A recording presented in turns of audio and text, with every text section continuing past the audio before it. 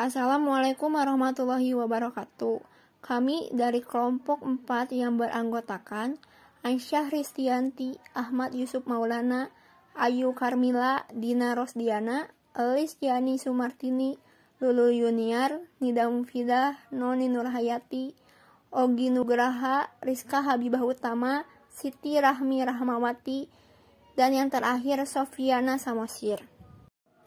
Selanjutnya, kami akan mempresentasikan mengenai Undang-Undang Nomor 35 Tahun 2009 tentang narkotika dan Peraturan Menteri Kesehatan Nomor 44 Tahun 2019 tentang perubahan penggolongan narkotika.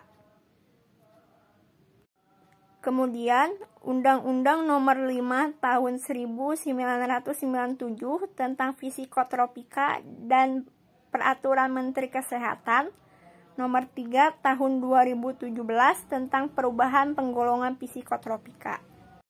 Selanjutnya, kami akan mempresentasikan berdasarkan Undang-Undang Nomor 35 Tahun 2009 dan Peraturan Menteri Kesehatan Nomor 44 Tahun 2019 meliputi pertama, definisi narkotika, kedua, penggolongan narkotika, ketiga, pengelolaan narkotika, keempat, pemusnahan narkotika, dan yang terakhir yaitu sistem pelaporan narkotika atau SIPNAP. Narkotika adalah zat atau obat yang berasal dari tanaman atau bukan tanaman, baik sintesis maupun semisintesis, yang dapat menyebabkan penurunan atau perubahan kesadaran, hilangnya rasa, mengurangi sampai menghilangkan rasa nyeri, dan dapat menimbulkan ketergantungan. Menurut Undang-Undang Nomor 35 Tahun 2009 tentang narkotika, dan narkotika merupakan obat atau bahan yang bermanfaat di bidang pengobatan atau pelayanan kesehatan dan mengembangkan ilmu pengetahuan, tetapi dapat juga menimbulkan ketergantungan yang sangat merugikan apabila disalahgunakan atau digunakan tanpa pengendalian dan pengawasan yang ketat, dan seksama narkotika Nomor 44 Tahun 2019 tentang perubahan penggolongan narkotika. Kemudian selanjutnya, menurut Undang-Undang Nomor 35 Tahun 2009 menyatakan bahwa narkotika terbagi menjadi 3 golongan, yaitu ada golongan 1, golongan 2, dan golongan 3. Jenis narkotika golongan 1 itu memiliki potensi yang sangat tinggi yang dapat mengakibatkan ketergantungan, sehingga narkotika golongan 1 ini dilarang digunakan untuk kepentingan pelayanan kesehatan, di mana narkotika golongan 1 ini hanya dapat digunakan untuk kepentingan pengembangan ilmu pengetahuan dan teknologi, serta untuk reagensia diagnostik dan reagensia laboratorium. Nah, itu pun dalam jumlah yang terbatas, serta telah mendapatkan persetujuan dari Menteri atas rekomendasi dari Kepala Badan Pengawas Obat dan Makanan. Selain itu, narkotika golongan 1 itu dilarang diproduksi dan digunakan dalam proses produksi, kecuali dalam jumlah yang sangat terbatas untuk kepentingan pengembangan ilmu pengetahuan dan teknologi. Nah, itu pun dilakukan dalam pengawasan produksi yang sangat ketat oleh Badan Pengawas Obat dan Makanan. Kemudian, untuk golongan 2, itu memiliki potensi tinggi yang mengakibatkan ketergantungan, di mana narkotika jenis golongan 2 ini berhasiat dalam pengobatan yang digunakan sebagai pilihan terakhir dan dapat juga digunakan dalam terapi atau untuk pengembangan ilmu pengetahuan dan teknologi. Kemudian yang terakhir yaitu golongan 3, di mana golongan ini memiliki potensi ringan yang mengakibatkan ketergantungan dan dapat berhasiat sebagai pengobatan dan banyak digunakan juga dalam terapi atau untuk pengembangan ilmu pengetahuan dan teknologi. Sehingga untuk kepentingan pengobatan dan berdasarkan indikasi medis, dokter dapat memberikan narkotika golongan 2 ataupun jenis golongan 3 dalam jumlah yang terbatas dalam sediaan tertentu kepada pasien sesuai dengan ketentuan peraturan perundang-undangan. Adapun Peraturan Menteri Kesehatan Nomor 44 Tahun 2019 tentang perubahan penggolongan narkotika. Nah, di mana perubahan penggolongan narkotika ini merupakan suatu penyesuaian penggolongan narkotika berdasarkan kesepakatan internasional dan pertimbangan kepentingan nasional. Nah, berikut merupakan jenis narkotika berdasarkan Peraturan Menteri Kesehatan sesuai dengan golongannya, di mana golongan 1 bisa dilihat jenis narkotikanya yaitu terdiri dari opium mentah, opium masak, tanaman koka, daun koka, kokain mentah, dan sebagainya. Nah, di sini saya akan menjelaskan salah satu jenis narkotika dari golongan 1, yaitu ada ganja. Seperti yang kita ketahui, ganja ini merupakan jenis narkotika yang banyak sekali digunakan di Indonesia khususnya. Nah, ternyata ganja ini merupakan suatu jenis narkotika yang mengandung tetrahidrokannabinol dan cannabidiol yang dapat membuat pemakaian itu menjadi mengalami euforia. Selanjutnya, jenis narkotika golongan 2 yaitu ada alfa-setilmetadol, alpha-mefrodina, petidin, dan sebagainya. Nah, di sini saya akan menjelaskan sedikit mengenai petidin. Nah, petidin ini merupakan salah satu jenis narkotika atau golongan narkotika yang dapat diaplikasikan untuk menghilangkan nyeri yang bersifat sedang sampai berat. Nah, terutama pada seseorang yang telah mengalami atau selesai melakukan proses operasi atau telah melalui proses kelahiran. Petidin ini merupakan jenis narkotika yang dapat menimbulkan efek pada susunan saraf pusat dan otot polos. Nah, sehingga selain berperan sebagai anti nyeri, petidin ini juga dapat digunakan untuk sedasi. Yang terakhir yaitu jenis narkotika golongan 3, diantaranya yaitu ada kodein, nikokodina, volkodina, dan sebagainya.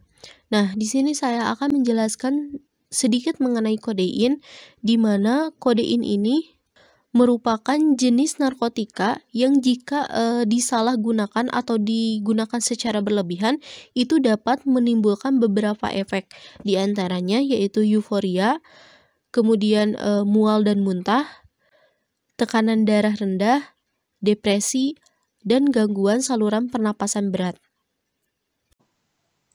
Apa itu prekursor narkotika?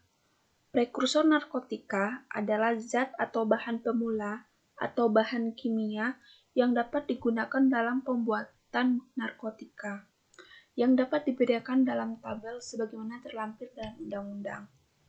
Nah, di sini terdapat 2 jenis tabel prekursor narkotika. Yang pertama ada tabel 1, yang terdiri dari asetik anhidrat, N-asetilantranilic acid, epedrin, ergometrin, ergotamin, isosafrol, lysergic acid, 3,4 metilendioksipenil 2-propanon, norepedrin, 1-penil 2-propanon, piperonal, potasium permanganat, pseudopedrin, safrol.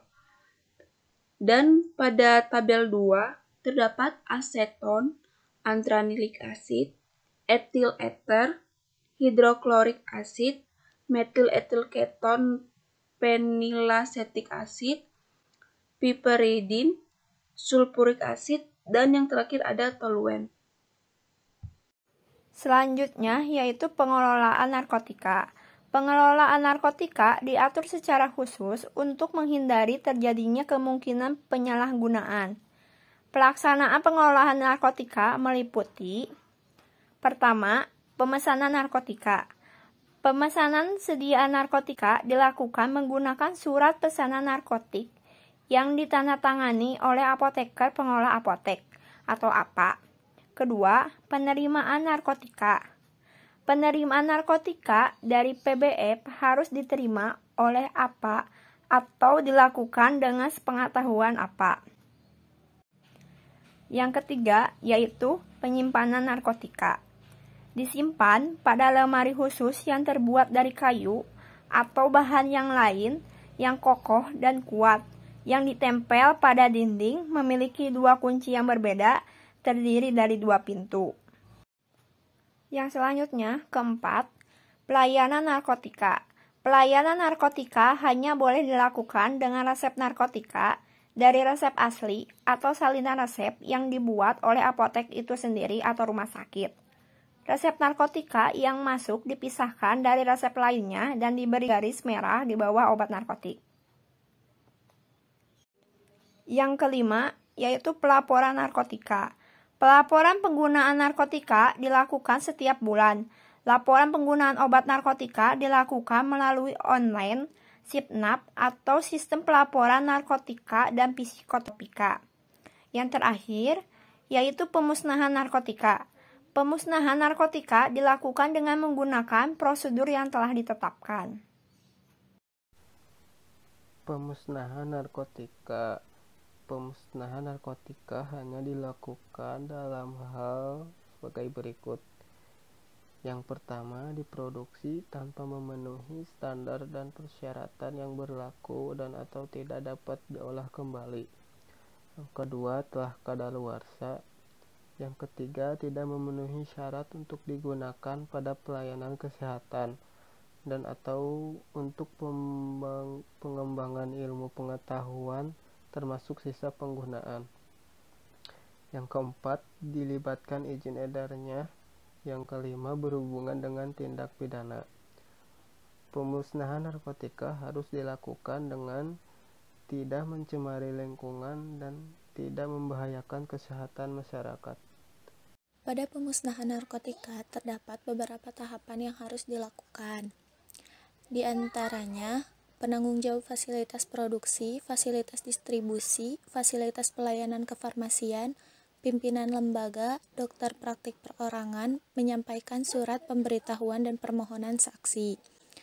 Yang kedua, Kementerian Kesehatan, Badan Pengawas Obat dan Makanan, Dinas Kesehatan Provinsi, Balai Besar atau Balai Pengawas Obat dan Makanan setempat, serta Dinas Kesehatan Kabupaten atau Kota menetapkan petugas di lingkungannya menjadi saksi pemusnahan yang sesuai dengan surat permohonan sebagai saksi.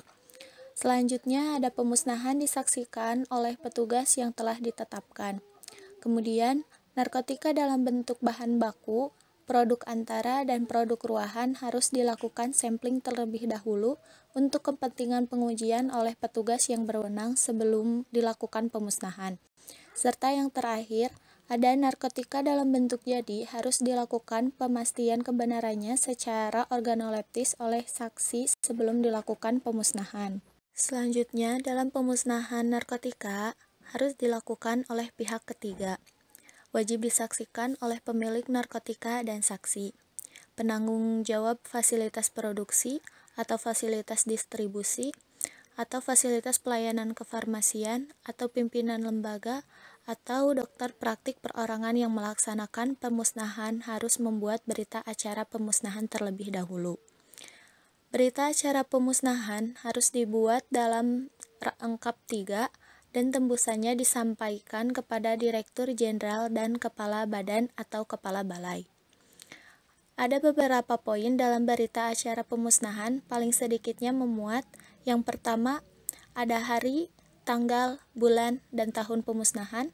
Yang kedua, tempat pemusnahan. Yang ketiga, ada nama penanggung jawab fasilitas produksi atau fasilitas distribusi atau fasilitas pelayanan kefarmasian atau pimpinan lembaga, ataupun dokter praktik perorangan.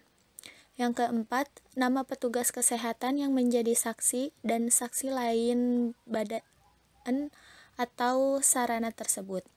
Yang kelima, nama dan jumlah narkotika yang dimusnahkan. Yang keenam, cara pemusnahannya. Dan yang terakhir, ada tanda tangan penanggung jawab fasilitas produksi atau fasilitas distribusi atau fasilitas pelayanan kefarmasian atau pimpinan lembaga atau dokter praktik perorangan dan juga saksi. Untuk selanjutnya, berdasarkan Undang-Undang Nomor 5 Tahun 1997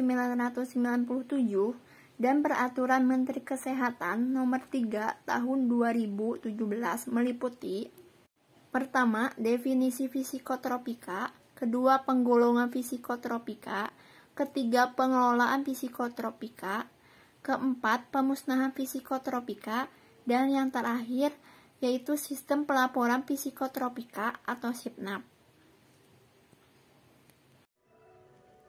Menurut Undang-Undang Nomor 5 Tahun 1997, psikotropika merupakan zat atau obat, baik alamiah maupun sintetis, bukan narkotika yang berkhasiat psikoaktif melalui pengaruh selektif pada susunan syaraf pusat yang menyebabkan perubahan khas pada aktivitas mental dan perilaku.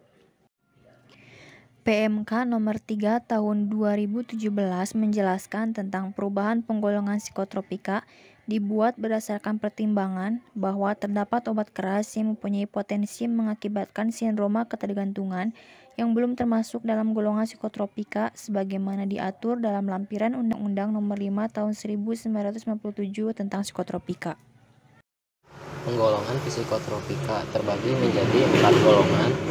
Golongan yang pertama yaitu psikotropika yang hanya dapat digunakan untuk tujuan ilmu pengetahuan dan tidak digunakan dalam terapi, serta mempunyai potensi amat kuat mengakibatkan sindroma ketergantungan.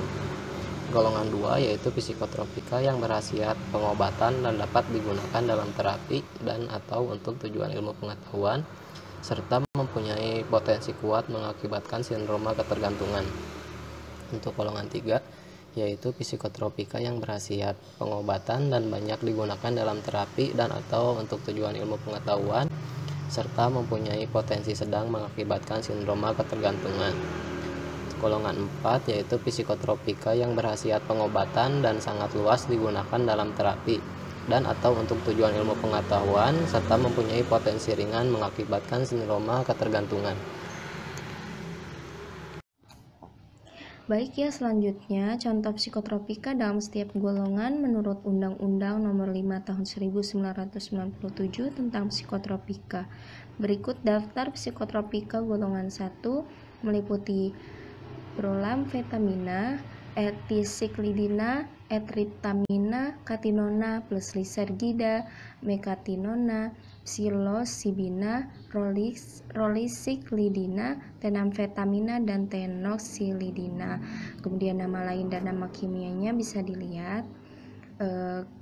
Kemudian daftar psikotropika golongan 3 meliputi amobarbital, buprenorfina, butalbital, flunitrazepam, lutetimida, katina, dan pentazocina dengan nama lainnya plus norpseudoephedrine dengan nama kimia bisa dibaca. Selanjutnya menurut PMK Nomor 3 Tahun 2017 tentang perubahan penggolongan psikotropika. Berisi mengenai perubahan penggolongan psikotropika sebagai berikut. Pada pasal 1 dicantumkan nama-nama obat apa saja yang termasuk ke dalam psikotropika golongan 2 dan 4. Lalu pada pasal kedua dijelaskan bahwa pada saat peraturan menteri ini mulai berlaku, Peraturan Menteri Kesehatan Nomor 9 Tahun 2015 tentang perubahan penggolongan psikotropika.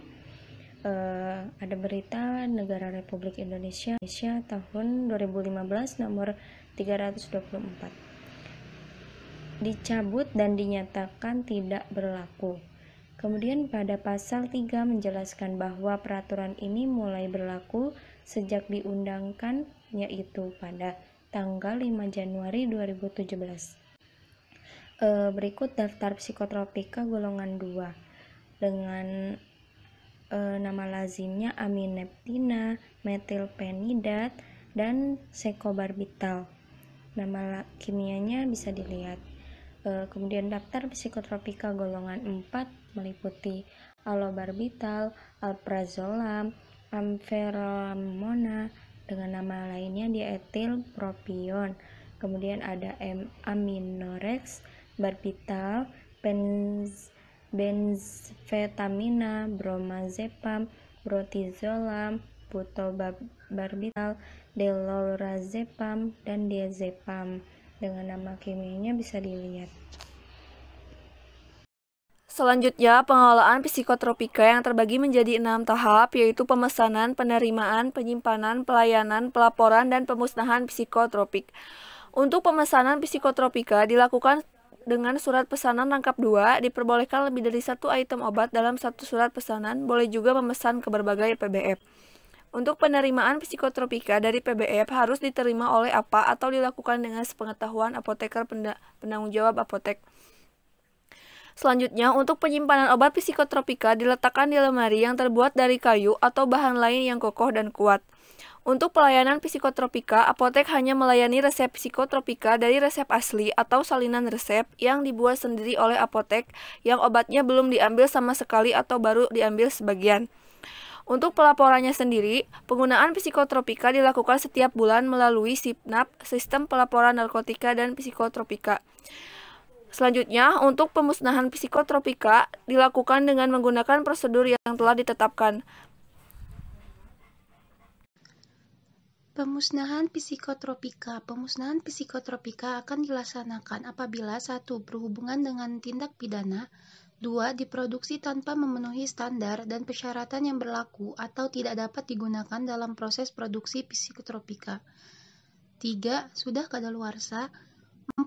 Tidak memenuhi syarat untuk digunakan pada pelayanan kesehatan atau untuk kepentingan ilmu pengetahuan. Pemusnahan psikotropika yang dimaksud adalah: poin pertama, dilakukan oleh suatu tim yang terdiri dari pejabat yang mewakili departemen yang bertanggung jawab di bidang kesehatan, Kepolisian RI, dan Kejaksaan sesuai dengan hukum acara pidana yang berlaku, dan ditambah penjabat dari instansi terkait dengan tempat terungkapnya tindak pidana, dalam waktu 7 hari setelah mendapatkan kekuatan hukum tetap. Khusus golongan pertama, wajib dilaksanakan paling lambat 7 hari setelah dilakukan penyitaan. Poin 2, 3, dan 4 dilakukan pemerintah, orang atau badan yang bertanggung jawab atas produksi atau peredaran psikotropika, sarana kesehatan tertentu, serta lembaga pendidikan atau lembaga penelitian dengan disaksikan oleh pejabat departemen yang bertanggung jawab di bidang kesehatan dalam waktu 7 hari setelah mendapat kepastian. Setiap pemusnahan psikotropika wajib dibuatkan berita acara. Ketentuan lebih lanjut mengenai pemusnahan psikotropika ditetapkan dengan peraturan pemerintah. Sistem pelaporan narkotika dan psikotropika. Apotek, IF rumah sakit, IF klinik, lembaga iptek, dan dokter praktik perorangan wajib membuat, menyimpan, dan menyampaikan laporan pemasukan dan penyerahan atau penggunaan narkotika dan psikotropika kepada Dinas Kesehatan Provinsi, Kabupaten, atau Kota dengan tembusan kepada balai setempat dan dilakukan paling lambat pada tanggal 10 setiap bulan berikutnya dan dapat menggunakan sistem pelaporan secara online. Pelaporan paling sedikit terdiri atas 1. Nama, bentuk sediaan dan kekuatan sediaan, 2. Jumlah persediaan awal dan akhir, 3. Jumlah yang diterima, 4. Jumlah yang diserahkan. Selanjutnya, SIPNAP berbasis online. Permasalahannya, tidak terinstalnya software SIPNAP dengan baik, gagal pengiriman atau status sukses, daftar obat tidak lengkap, unit pelayanan dapat melakukan editing atas. Kemudian kelebihannya, laporan tepat waktu, akurat, dan real time. Meningkatnya kuantitas dan kualitas pelaporan narkotika dan psikotropika. Diperolehnya data konsumsi narkotika dan psikotropika secara nasional. Sekian dari kelompok kami, semoga apa yang kami sampaikan dapat bermanfaat bagi kita semua. Amin ya robbal alamin. Wassalamualaikum warahmatullahi wabarakatuh.